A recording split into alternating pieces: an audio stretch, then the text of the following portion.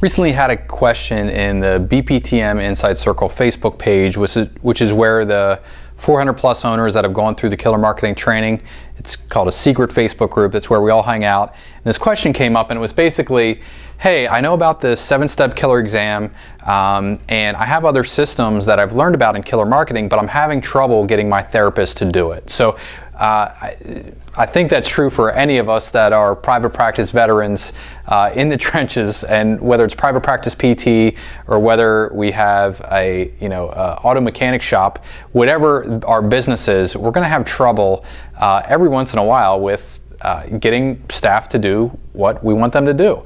And so really quick, I just laid out the system that we use, and I'd be lying to you if I said that we use this 100%, but it's really, really effective. And it brought up this whole topic and line of conversations around systems. And in my conversations with private practice PTs, many times they know I need to put systems in place, and I'll say, okay, so give me a system that you have, and they'll just name something that's why we have financial systems in place. Well, what does that mean? And when we try to break it down and get to like one thing that they're doing really well, they don't really know what systems are. And really simply put, a system is something that it does two things. One, it increases your efficiency.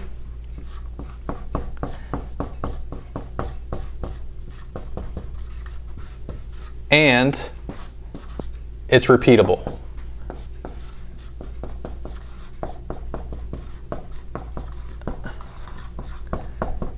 So you can do the same thing over and over again, whether it's you executing it or somebody else. And I just want to give you this system that we came up with there. It's really simple. It's 5 steps to help your therapist realize the importance of whatever it is that they're doing. So in this case, we're talking about the 7-step killer exam. It's part of the killer marketing training.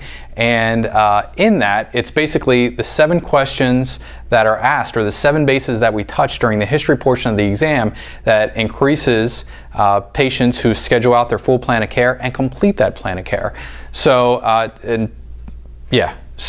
this was an owner who was having trouble getting their therapist to implement this. So step number 1, have the therapist, don't you do this. So if you're the owner and you're having trouble with a PT compliance, just assign them this to do over the course of the next week. So therapist, go back 60 days, list each IE that you've seen. So really quick, patient number 1 is Mary Smith.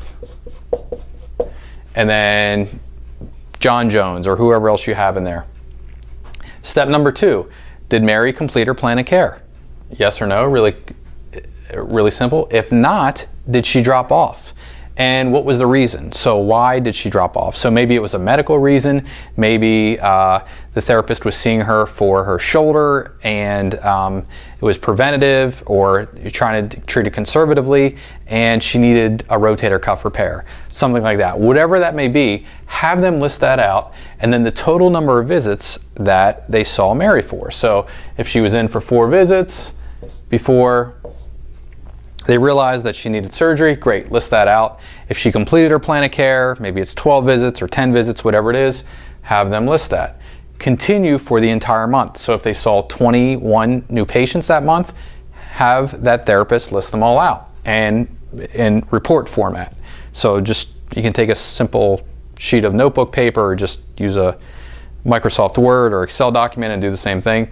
They submit this to you. Step number 4, they submit it to you. You don't submit it to them. So a lot of us in private practice PT, or it's a business owner mistake across the board, is we rely on ourselves to generate the metrics and numbers that we're giving to the person. Not good. Have the person go through this exercise and actually do it. They're going to have their own cognitions and realizations as they go along. If they get to the bottom of the sheet and there's not a patient above 6, there's a major, major problem there. If most of their patients aren't completing their plan of care, you're not even going to have to say anything. They're going to, most often, they're going to realize that, they're going to have their own cognition, and they're going to say, crap, I'm a lousy PT, and how can I change this? And they're actually going to be coming to you asking for information, asking for help, which gets to the next thing. You want to meet with the therapist, go over this in terms of they present it to you, and you're going to ask them this question: what are you going to do to improve this? Now, maybe you have a rock star PT, they're in place, they're just phenomenal, everybody completes their plan of care, or 95% of their patients complete their plan of care.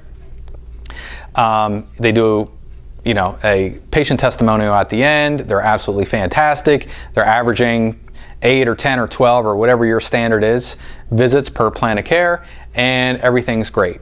Then you just actually, if they get to that point, I would have that therapist teach your other therapist what they're doing. Next is you want to follow up regularly, specifically if there's a problem. What's regular? I'd be doing it every week. If not, no less than once a month. You know, okay, what changes are you going to make? Let's say they have 3 major changes, and they say, okay, I'm going to learn the 7-step killer exam and practice that and use that with every patient. I'm going to have every single patient schedule out their full plan of care on the first visit, and I'm going to start smiling when I walk in the room. Maybe it's those 3 things, and they're hypothetical, but maybe it's those 3 things. Great. You follow up 1 week later, or 2 weeks later, or 1 month later, and we take a look at it again, and how'd you do? Well, I forgot to smile. I kind of let that drop out. Great, let's put it in again, and you're going to keep accountability in with that regular meeting. A lot of private practice owners that I talk with, you know, they'll say, yeah, I hold meetings frequently. And really what they're doing is most often a monthly or a quarterly meeting where they're talking at their staff for 30 minutes to, I've heard, 4 hours. Not good. Like you need more of a regular pattern, and you need to build a little bit of inertia and momentum with your meetings, so there should be a rhythm. So for us, it's every week. That's what works well in our private practice. We've been doing it that way for 12 years. For others, they might go every other week. I really wouldn't recommend going any less frequent than that, but then you can just touch base, have each therapist or each employee, team member report exactly what they're doing. And then as you go through and as you find places that need help, you can build a little system like this, put it in place, and now you're going to be more efficient and more repeatable. So hope that makes sense on systems. If you can, as always, scroll down below, leave me a comment. Let me know if this made sense to you, if it resonated with you, or if you were already a systems expert and I have no idea what I'm talking about, that's fine too. Thumbs up, thumbs down, share on social media, all that fun stuff. See you next time.